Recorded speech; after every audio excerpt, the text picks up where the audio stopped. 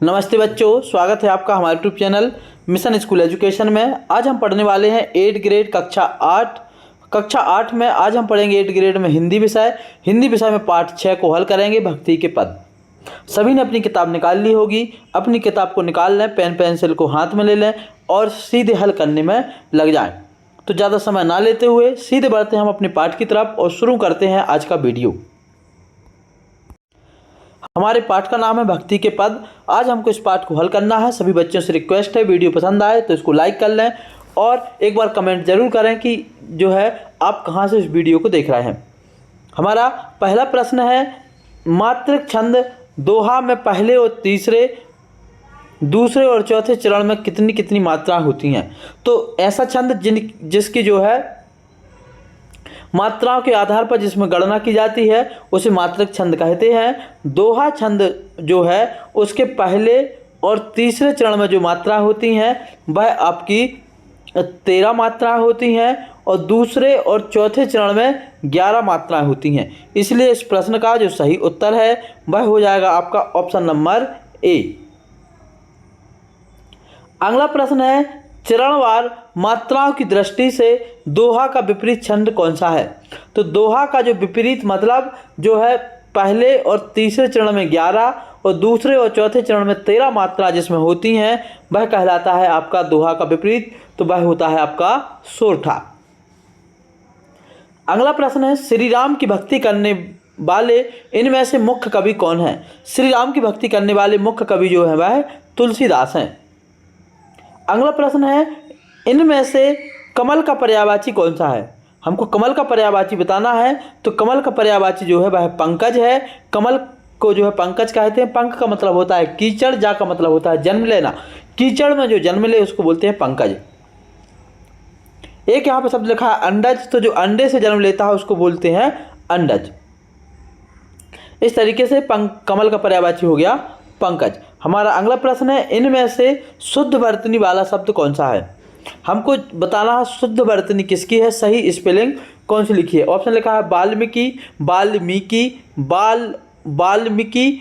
वाल्मीकि। तो सही वाल्मीकि शब्द जो है वह है आपका ऑप्शन नंबर सी। वाल्मीकि ऐसे लिखा जाता है, वा में या की मात्रा, वा में आधा लाम, मा में बड़ी की मात्रा, का में छोटी की मात्रा, ये सही शब्द है वाल्मीकि। तो हमने 5 प्रश्न हल कर लिए। आप पांचों प्रश्न के उत्तर जल्दी से लगा लें, ज़्यादा है तो इसका स्क्रीनशॉट ले लें ताकि आपको काम में आए। बढ़ते हैं अगले प्रश्न की तरफ। अगला प्रश्न, नीचे दिए गए शब्दों में उचित शब्द चुन करके लिखिए। तो पहला है, सूरदास ने भगवान की भक्ति को क्या बताया था। सूरदास ने कहा था कि कामधेनु तज छेरी कौन दुहावे। तो उन्होंने जो है इसको बताया है कामधेनु। दूसरा प्रश्न है, मीरा भगवान खालिस्तान की परम भक्त हैं। तो जो मीरा है वह भगवान कृष्ण की परम भक्त है, इसलिए इसमें आ जाएगा कृष्ण। दूसरा है, रामचरितमानस की रचना की थी। तो रामचरितमानस की रचना किसने की थी, इसमें आ जाएगा तुलसीदास। भक्ति काल के प्रसिद्ध कवि जो जन्मांध थे वह थे सूरदास। और प्यासों का मानक रूप जो है, प्यासों शब्द का मानक हिंदी शब्द वह है प्यासा। तो ये आप खालिस्तान भर लोगे। पहले में कामधेनु, दूसरे में श्री कृष्ण, मतलब 6वें में कामधेनु, 7वें में श्री कृष्ण, 8वें में तुलसीदास, 9वें में सूरदास, 10वें में प्यासा।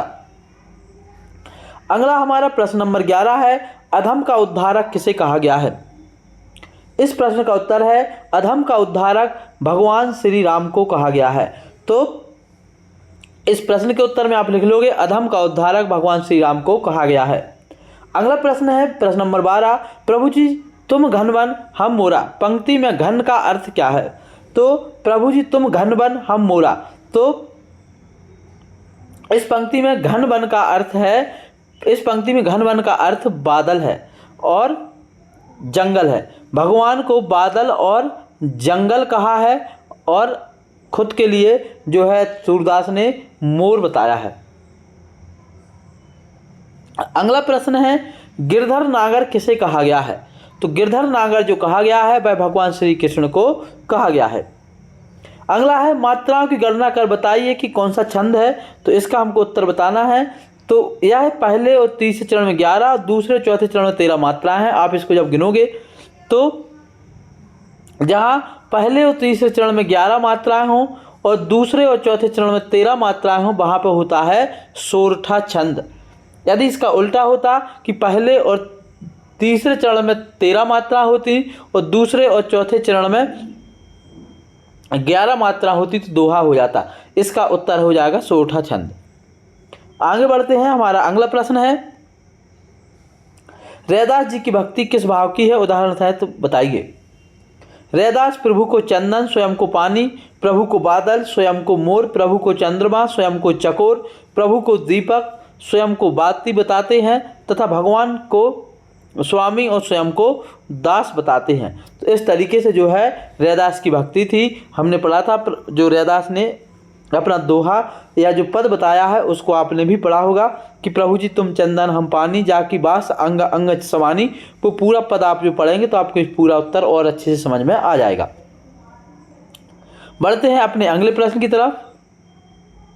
हमारा अगला प्रश्न है, जिस प्रकार सूरदास जी ने मन की तुलना जहाज के पक्षी से की है उसी प्रकार आप मन की तुलना किससे करना चाहेंगे।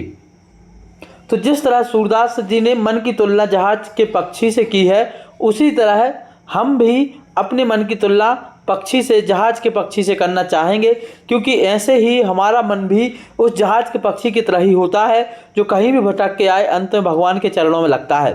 हो सकता है कोई अपने मन की तुलना मोबाइल से भी कर सकता है कि हमारा मन कहीं भी रहे भटक के घूम फिर के फिर मोबाइल पे आता है और हम मोबाइल चलाने लग जाते हैं।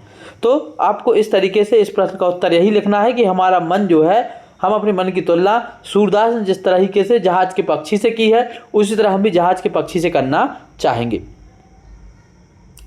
प्रश्न नंबर 17 है, अहिल्या का उद्धार कैसे हुआ।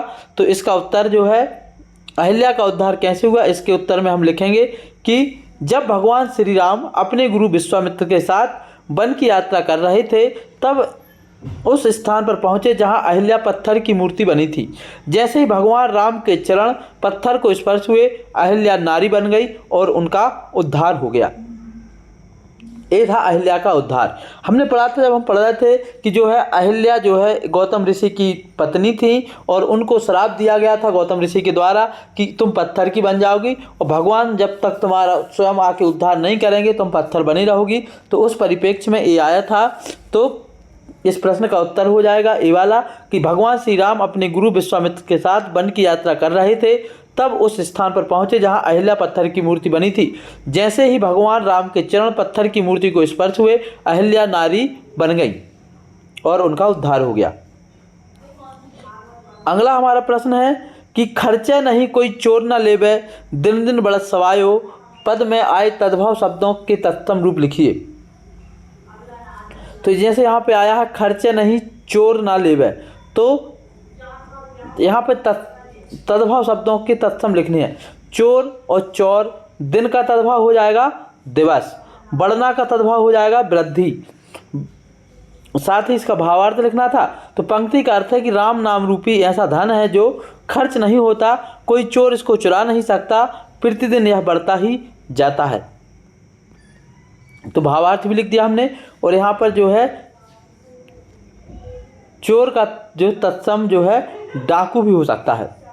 अगला प्रश्न नंबर 19 है, इसका उत्तर हमको बताना है।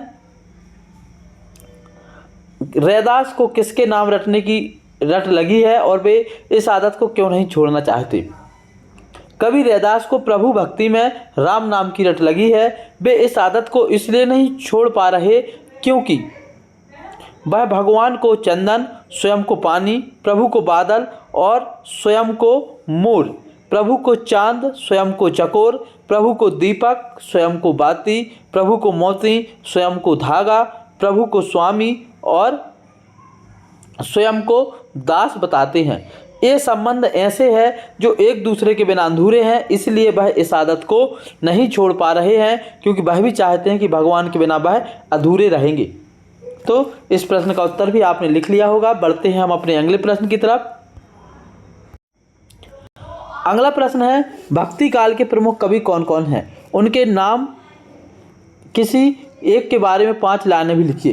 तो भक्ति काल के जो प्रमुख कवि हैं वह हैं कबीरदास, तुलसीदास, सूरदास, जायसी, रहीम, मीरा, रसखान। ये तो होगा हमारे भक्ति काल के प्रमुख कवि। अब हम सूरदास के बारे में 5 लाइन लिख रहे हैं। सूरदास का जन्म 1478 में हुआ था। सूरदास भगवान कृष्ण के अनन्य भक्त थे। सूरदास की रचना सूरसागर है। सूरदास के साहित्य की भाषा ब्रज भाषा है। सूरदास को वात्सल रस का सम्राट कहा जाता है। सूरदास का निधन 1563 में हुआ। इस तरीके से हमने सूरदास के बारे में 5 की जगह 6 पंक्तियां लिख ली और इसी के साथ 8 ग्रेड का हमारा ये चैप्टर समाप्त हुआ। आज के इस वीडियो में इतना ही। अंत तक वीडियो देखने के लिए सभी का बहुत बहुत धन्यवाद। जय हिंद।